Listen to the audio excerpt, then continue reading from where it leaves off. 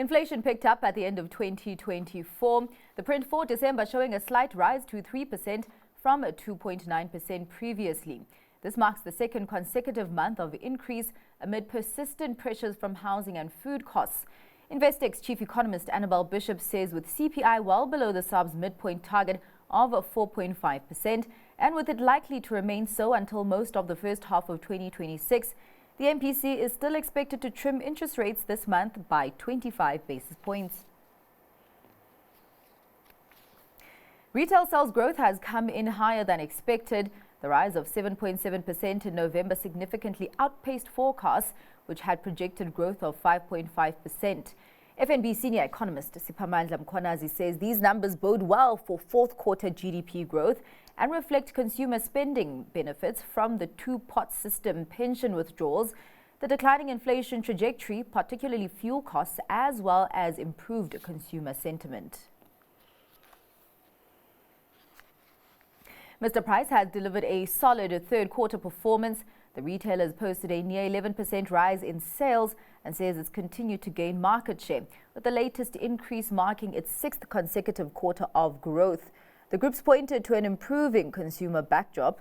Mr. Price says management remains optimistic about the year ahead and that its strong merchandise execution along with everyday low pricing model positions it to continue its profitable market share gains. Reinet's net asset value has edged up. The investment vehicle says that metric on a per-share basis totaled just over €40 at the end of December. That's 5% higher than the prior period. It reflects Reinet's holdings in the PIC and British American Tobacco at the time and does not take into account the firm's exit from BAT announced last week, which brought a near 80-year relationship with the tobacco industry to an end. Quilter shot the lights out in 2024. The wealth managers posted a record net core inflows of £5.2 billion and says its fourth quarter performance was the strongest of the year. Assets under management and administration for that period came in nearly 3% higher, driven by net inflows from its wealthy clients worth £2 billion. CEO Stephen Levin says this performance comes despite concerns over the UK's budget and its impact on investor sentiment.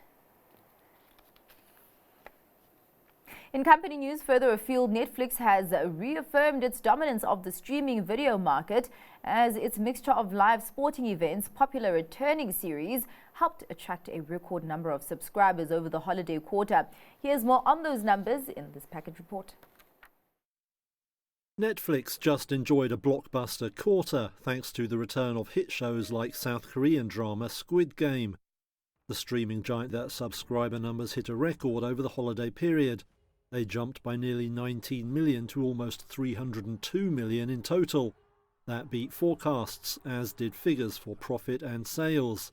Live events also played a big part in the success. That included a fight between former boxing champion Mike Tyson and YouTuber Jake Paul. The bout pulled in some 65 million streams. Netflix also showed 2 NFL games on Christmas Day, with both among the most streamed competitions in the league's history. Now it's doubling down on live events, with plans to stream more WWE wrestling matches and a deal to show the FIFA Women's World Cup soccer finals in 2027 and 2031. Investors reacted enthusiastically to Netflix's latest numbers. Its shares jumped about 13% in extended US trade, lifting its stock market value by almost $50 billion. The company has sought to capitalize on its popularity by raising prices in the US, Canada and some other markets. Its cheapest ad-supported tier went up in price by $1 per month in the US. Analysts say the numbers are evidence that the company is dominating rivals. One told Reuters that Netflix was running away with the streaming market. And US President Donald Trump has vowed to hit the European Union with tariffs. He also said his administration was discussing a 10% punitive duty on Chinese imports because fentanyl is being sent from China to the US via Mexico and Canada.